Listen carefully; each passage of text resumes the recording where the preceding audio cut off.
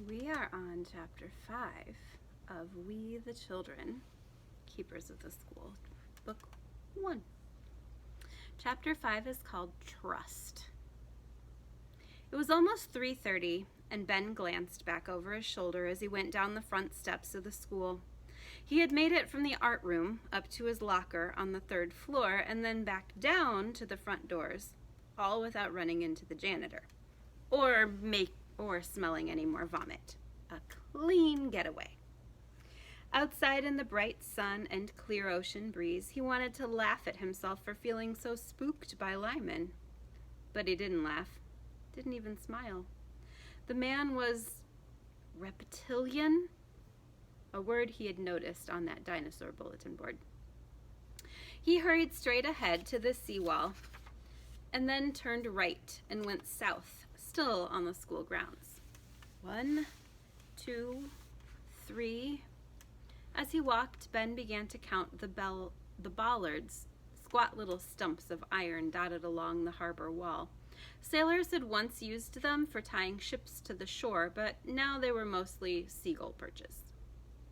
Except at that moment, he spotted Jill sitting on one about 30 feet away, face tipped toward the sun, her straight brown hair tucked behind one ear and slanted across her neck. And Ben decided that when her mouth wasn't full of tuna salad, she was sort of pretty. "Hey," Ben called, "what are you doing here?" But he knew exactly what she was doing. She turned and smiled. "Just hanging out. Nice weather." When he got closer, she picked up her backpack and walked alongside him. They left the school grounds, crossed Washington Street, and continued south on the harbor walk beside Atlantic Avenue, neither of them talking. About 50 yards out on the water to their left, someone suddenly yelled, "Jibe ho!" Here's your picture. He was talking about the bollards. That's these things that they would tie the rope around to keep the boat from floating away. They both turned just in time, I can't talk today, to see a tall white sail go whipping from one side to the other of a low-slung boat, while the two people on board ducked low to keep from being whacked by it. 10 seconds later, the guy steering the sailboat shouted the command again, "Jibe ho!" And again, both of them ducked as the sail went flying past the other way, just inches above their heads. Jill shook her head. "Look at those guys. They've been out there almost every afternoon for the past 2 weeks, yelling stuff like 'Starboard!' and 'Jive ho!' They sound like Captain Hook or something." Jill walked home this way every day, unless she had after-school orchestra and needed a ride to her cello. She and her parents and her 2 little brothers lived in a condo on Jefferson Street. "Yeah," she went on, "they probably walk around with eye patches and carry parrots on their shoulders. 'Avast there, matey!' And that spray shooting up all over the place, they've got to be freezing out there. Why would anyone want to do that?" "First of all," Ben said, "it's not jive ho, it's jibe ho. Jibe with a B. And second, that's a warning you have to yell when you steer off the wind like that, or else someone will get killed when the sail whips past your head. And those guys definitely know what they are doing. That's Tom Arndt and Ray Cahill, 2 of the top racers on the East Coast, and they're training for the U.S. Junior Championships in August, and I'll bet you anything they've got wetsuits on under their foul weather gear, so they're warm as toast. And I wish I was out there right now." Jill stared at him. "So, like, what? You're a sailor?" Ben blushed a little. "Yup, at the Blue Water Sailing Club. I've got my first race of the season on Saturday afternoon, so it'll be my turn to freeze and yell stuff that sounds like Captain Hook." "On a boat like that?" she said, nodding toward the bay. Ben shook his head. "That's a 420. That takes 2 people to sail it. I'm racing a boat called an Optimist. It's tiny, only about 7 feet long, so you do everything yourself. Man the tiller, haul the sheet, bail out the bilge, everything. But there's no jib to trim, so it's pretty basic. And it's got a deeper hull, so there's not as much spray hitting you. sometimes. Listen to yourself, she said. Haul the sheet. Man the tiller. It's a foreign language. And what the heck is a jib? Ben pointed at the 420, now tacking along parallel to the shore. See the smaller sail there at the bow of the boat? That's the jib. And the tiller controls the blade in the water behind the boat that steers it. And the sheet is the rope that controls the mainsail. You have to learn the terms, but that's true for anything when you're new at it, even playing chess. So how long have you been doing this? Taking lessons? 2 years. There's lots to learn, especially about racing, all these rules. But you should try it out sometime, just sailing around a little. I bet you'd like it. Well, maybe in August, she said, on a calm day when the water's not like ice. They started walking again. Ben was headed for Parsons Marina, which was 5 blocks south of Jill's street. He was staying with his dad this week because that was the deal. A week with Dad, a week with Mom. Staying with Dad meant coming home after school to an empty sailboat, an old 30-foot yawl named Tempus Fugit, Latin for time flies. He'd been trying to act cheerful about the new arrangements, but he hated the whole thing. He hated keeping clothes at 2 different places, and he hated having to remember where he was when he woke up each morning, and most of all, he hated how his mom and dad avoided talking about stuff they all used to do together. In summers past, they had sailed northward along the coast as far as Nova Scotia, and one year they went south all the way to the Chesapeake Bay as a family. Mom and Dad and Ben. That's how it had always been, and that's what he wanted. And the big plan for this summer had been a long voyage to the Bahamas, maybe even to South America, as a family. But it wasn't happening. The one good thing about living with his dad was the hour or 2 he got alone on the boat after school. His dad taught math at Beecham High School, which was about 15 miles west. He also coached boys lacrosse, so in the spring he almost never got home before 5, which was good. Ben liked having time to think, and he also liked taking his time as he walked along the harbor side, alone. Still, Ben was glad Jill had waited. He'd done some more thinking during detention after Lyman left the art room, and he had made a decision. As they passed Adams Street, he said, "At lunch today, there was stuff I wasn't sure I could talk about, and then I got all freaked out after, well, here." He pulled the gold coin from his pocket and handed it to her. "Take a look at this." They stopped as Jill examined the coin. She read both sides, then looked at Ben, her eyes wide. "Where did you get this?" Ben told her everything. About helping Mr. Keene in the morning, what he'd said about the school, and his warnings about the new janitor. And right at the end, he said I had to fight for the school now, and he made me swear to keep it all a secret, so that's why I pretty much lost it when we heard that announcement. Ben also described what had happened with Lyman after school. When he was done, Jill was quiet, thinking. They began walking again. She smiled a little as she handed the coin back. "So, how come you decided it was okay to tell me about it?" Ben felt a blush begin to creep up his neck, but he squashed it like a cockroach. In a cold, logical tone of voice, he said, "Because if you had been the kid who helped Mr. Keene this morning, he would have looked into your face instead of mine, and he would have handed you the coin. I'm sure of it. He would have trusted you." More silent walking. Then Jill said, "I mean, the coin is amazing and everything, and Mr. Keene probably meant all that stuff he said, like about fighting off the big attack on the school, but the whole town is serious about this thing now. And the new middle school on the other side of town, it's halfway built, and it's actually very cool. The gym is huge, and so's the swimming pool, and it's got a stage big enough for a whole orchestra, and Are you nuts?" Ben wheeled to face her, Remember the 5th grade field trip to Plymouth Plantation last year? That place is run by the same company that bought the school. There were probably 4,000 people there that day we went, and school wasn't even out yet. And everybody had to pay $70 just to get through the gates, not to mention all the stuff they sell inside the park. A big park like that makes millions and millions every month. So much money. Think what it would mean if something like that was here, right here, with all those dumb historical exhibits and the cheesy rides and, yeah, said Jill, like that giant bucket drop.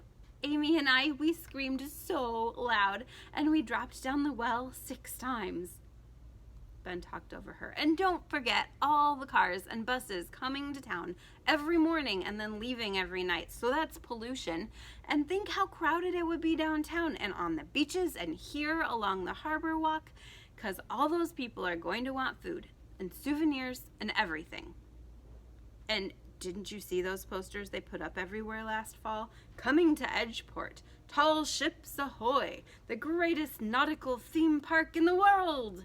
They're gonna wreck the waterfront and take over the whole harbor. Jill cocked her head to one side. Just last summer I heard you say it might be fun to have an amusement park in town. And you also said, but that was like ages ago, he interrupted. Can't you see? They're gonna ruin this entire town, not to mention the school. Hey, Jill snapped, don't yell at me. I get what you're saying, but lots of people want all those new tourists, and they want the new school too. That company is bringing tons of money to this town. I mean, my mom's in the Historical Society, and they've been trying to fight this for 2 years.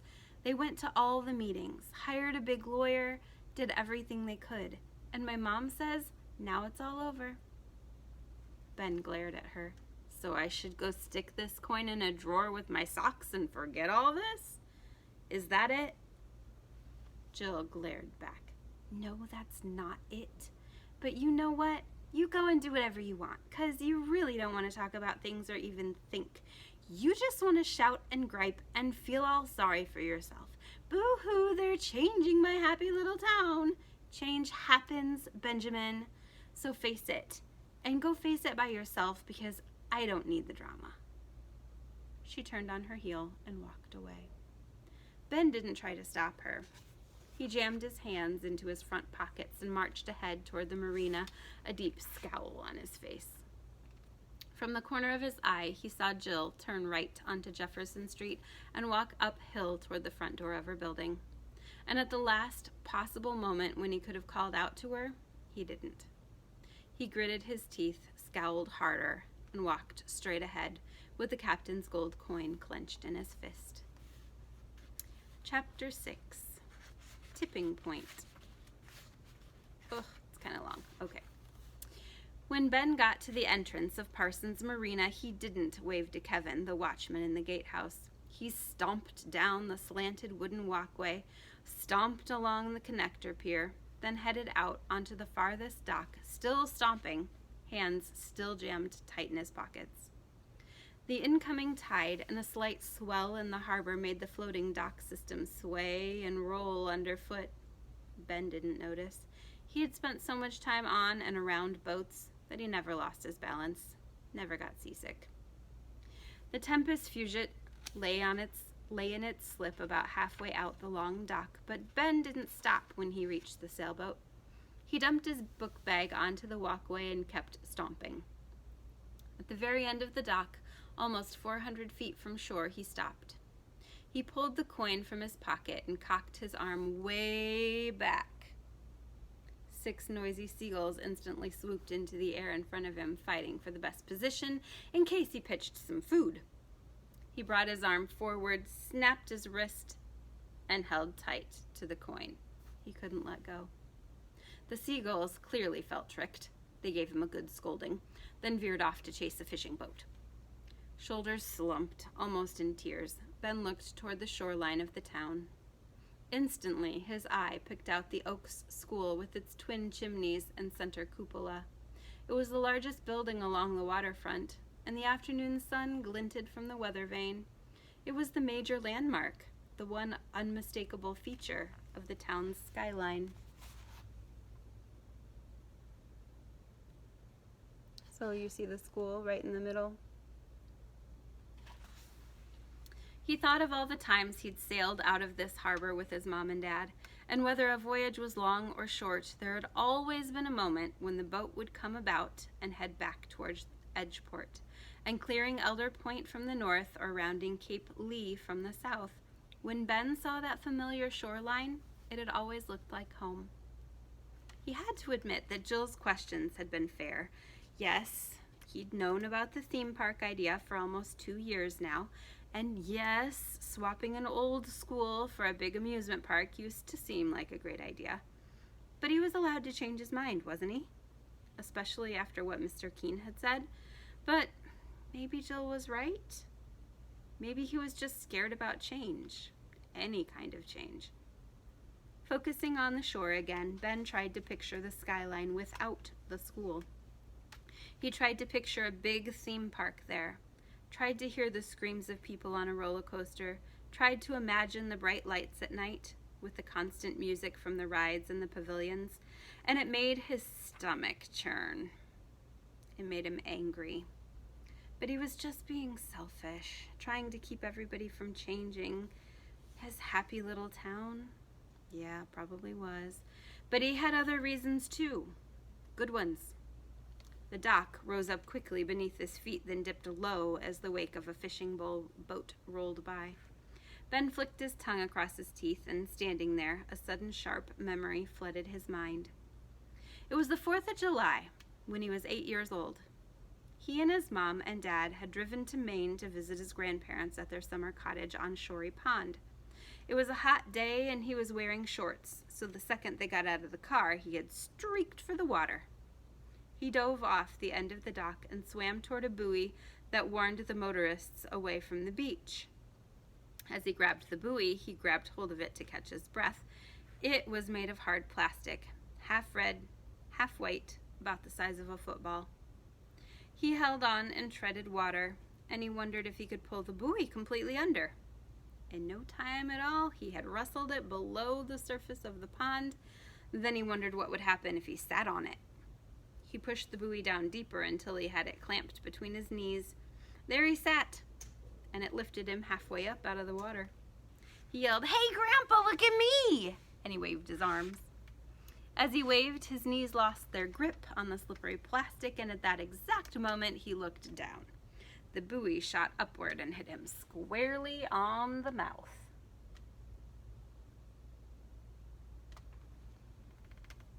There was yelling and screaming, and Ben's grandmother surprised everyone with her lifeguarding skills. Blood gushed from Ben's upper lip, which meant a trip to the emergency room. He sat beside his mom in the back seat. Up front, his dad gripping the steering wheel, and drove their little hybrid car a lot faster than it wanted to go.